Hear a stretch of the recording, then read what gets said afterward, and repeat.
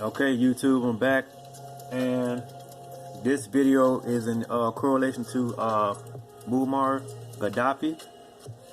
What was he up against? Okay, I'm gonna go into it. A lot of people have messed this man's name up and things of that nature, saying he was a terrorist and all that type of shit. But he wasn't. He wasn't with the bullshit, man.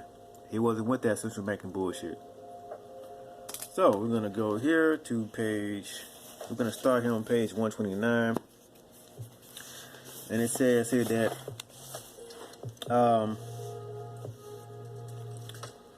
at one point the dollar was backed by gold, but since 1971, the dollar is now under what's called a fiat money system.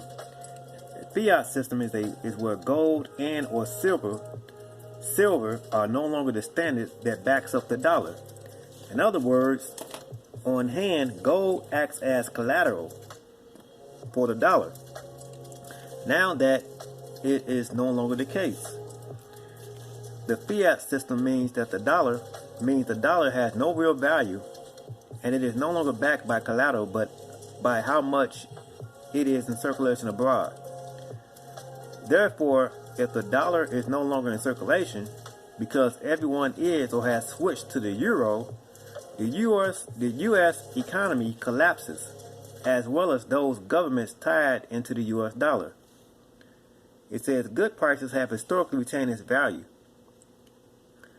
And with research, one will see that whenever gold is high or strong, the U.S. dollar is weak. Okay?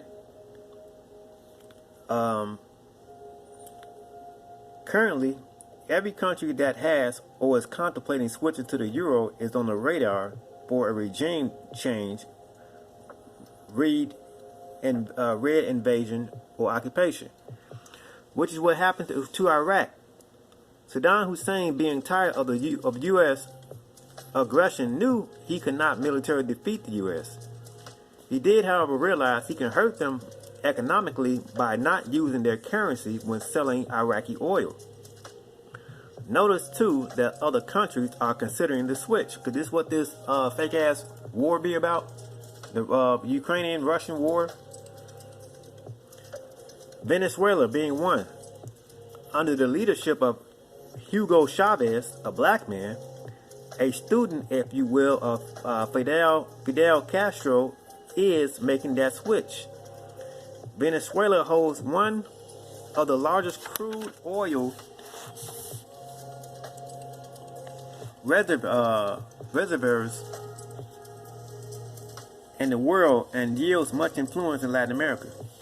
Hugo Chavez is utilizing that influence to unite the Latin world again, the U.S., by getting them to switch to the euro or by using the bartering system.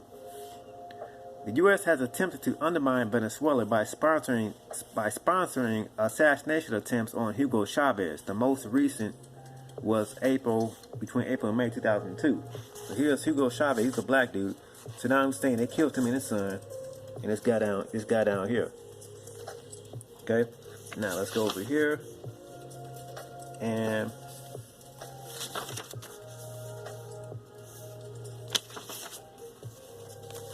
I'm gonna go here.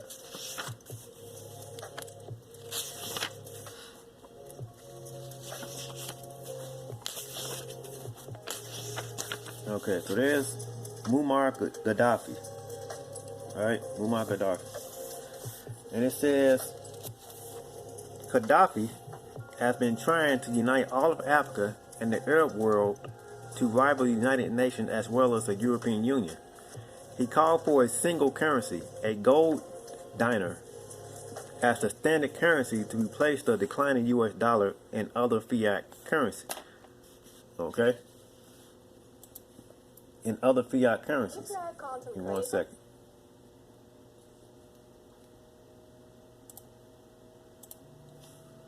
And other fiat currencies. He wants greater power for Africans, Africa, and the African Union. This again threatens U.S. imperialism. The U.S. claims to want democracy in Libya, while Gaddafi had a form of social democracy that was rejected by his government. These are some facts on Libya.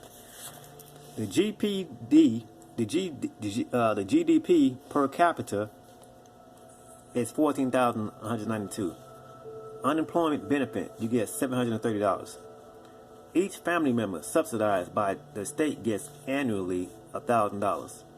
Salary for nurses, $1,000. Every newborn is paid $7,000. Right? The bride and groom receives a $64,000 to purchase flats. Major taxes and levies prohibited. To open a personnel business, one-time financial assistance of $20,000. 1 second.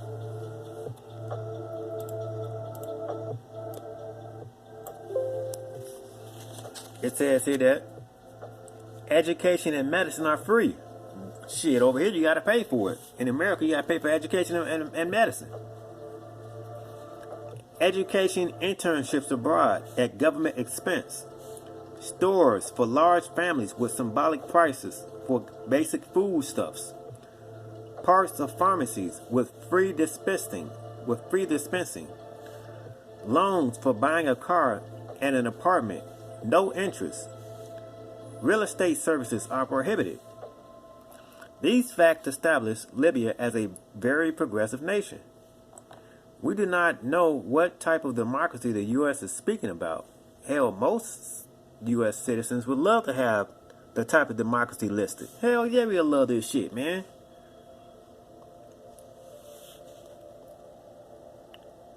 This type of democracy does not exist anywhere in the world. If the Libyan rebel wants democracy, tell them to come to America and see how much democracy they will get in America. Now, I just showed you in the last video that the word democracy is not even in the Constitution.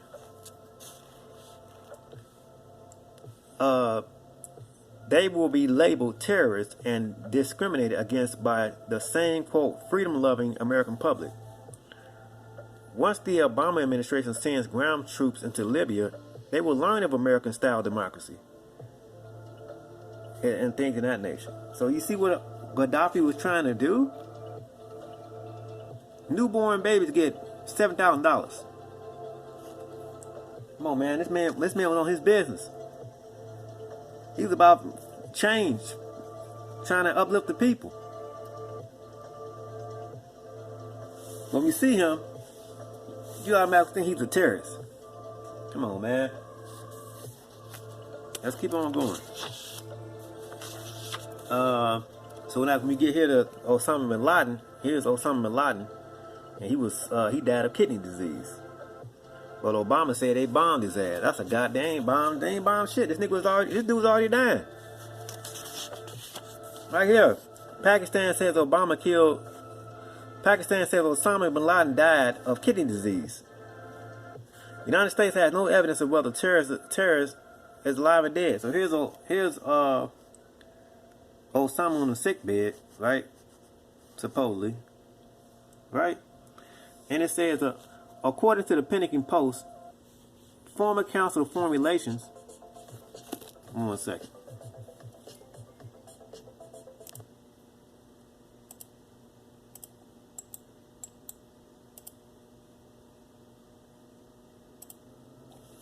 Okay.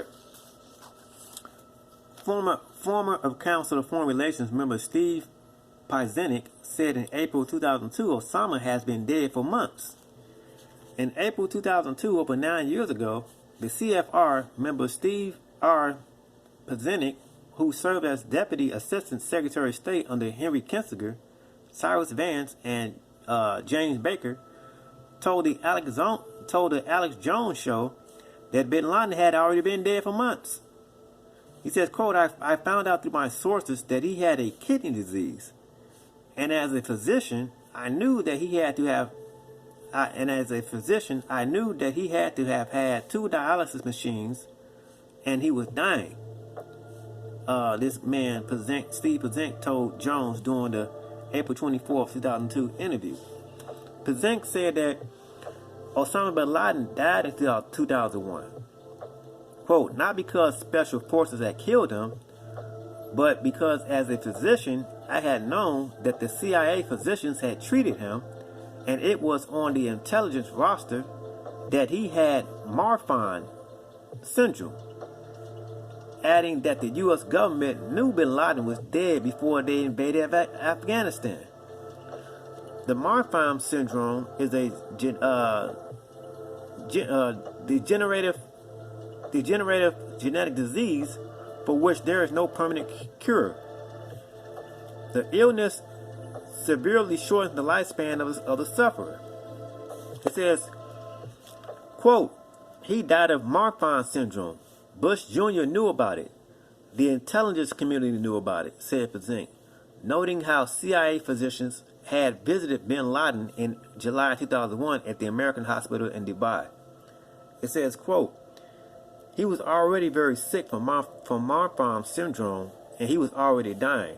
So nobody had to kill him, added Pazink, stating that bin Laden died shortly after 9/11 in his Tora Bora cave complex. So this dude was already dead. This gives even more credence to the theory that Osama bin Laden died more than 9 years ago in the mountains of Afghanistan.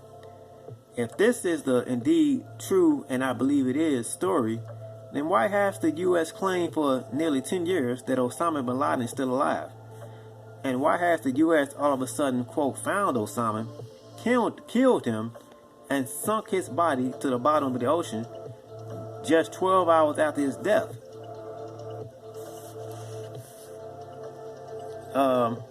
Steve R. Pazink's testimony cannot be dismissed easily. He has worked for 5 U.S. presidents and worked directly with Osama bin Laden in the late 70s and early 80s.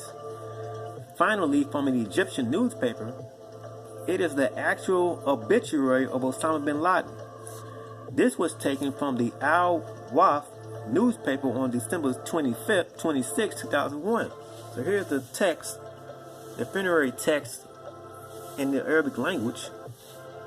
And this is the translation of the funeral article in Egyptian paper, right? News of bin Laden's death and funeral 10 days ago, right? And here's the text right here. That's in Arabic, and here's the translation of it. News of bin Laden's death and funeral 10 days ago. It says the prominent official in the Afghan Taliban movement announced yesterday the death of Osama bin Laden, the chief of Al-Qaeda organizing, stating that bin Laden suffered serious complications in the lungs and died a natural and quiet death. Wait a minute. Barack Obama said they bombed his ass. This is saying something totally different. The official, who asked to remain anonymous, stated to the Observer of Pakistan that he had himself attended the funeral of bin Laden and saw his face prior to burial in Tora Bora 10 days ago. He mentioned that 30 of Al-Qaeda fighters attended the burial, as well as members of his family and some friends from the Taliban. In the farewell ceremony to his final rest, guns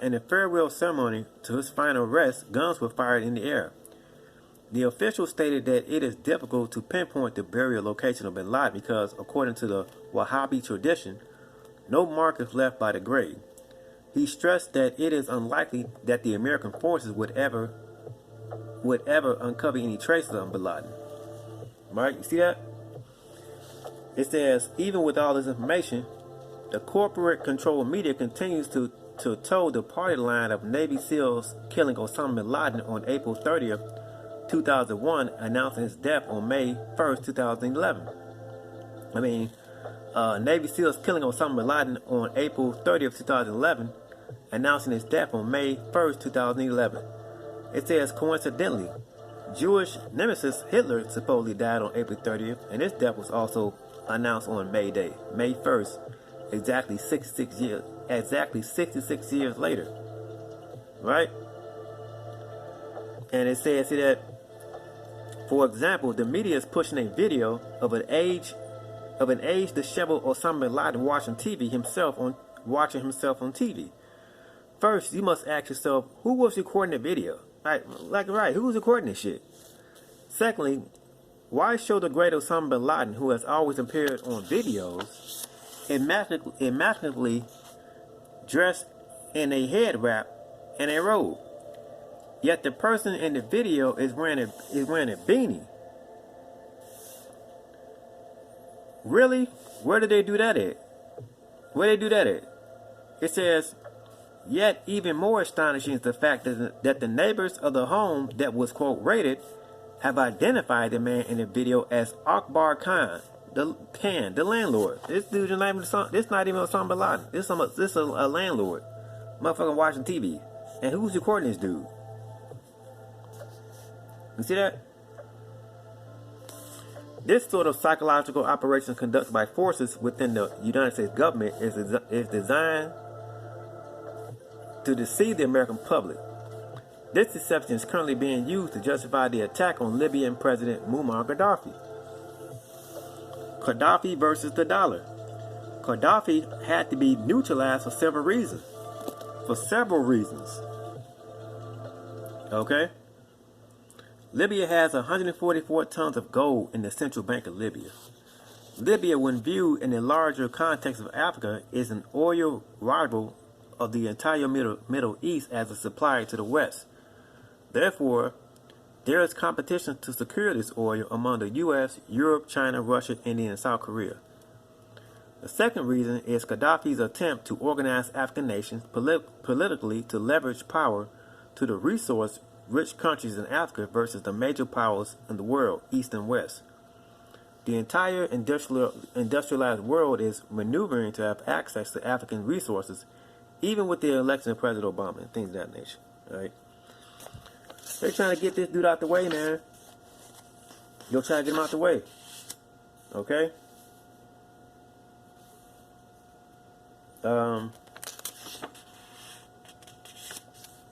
Right? Like right here it says, are those who want to export democracy themselves Democrats? And what if Gaddafi's Libya were more democratic than the U.S., France, Britain, and other countries waging war to export democracy to Libya? On March 19, 2003, President George Bush began bombing Iraq under the pretext of bringing democracy. On March 19, 2011, exactly 8 years later to the day, it was the French president's turn to rain down bombs over Libya, once again claiming it was to bring democracy. See that?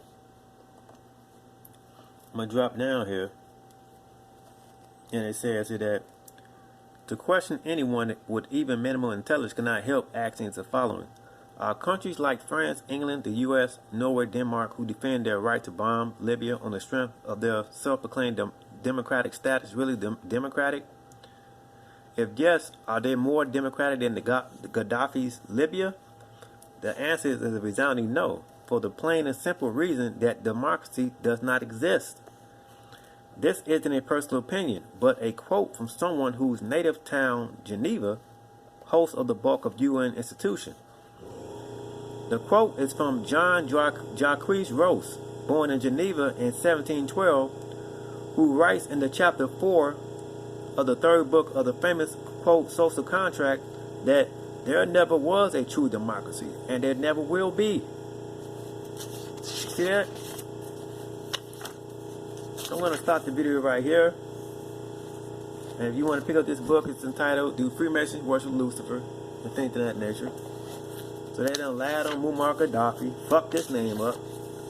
They didn't want him uniting the African countries to get rid of the U.S. dollar. They was tired of networking with them, and they wanted to bring the gold back. With that being said, see you on the next one. Peace.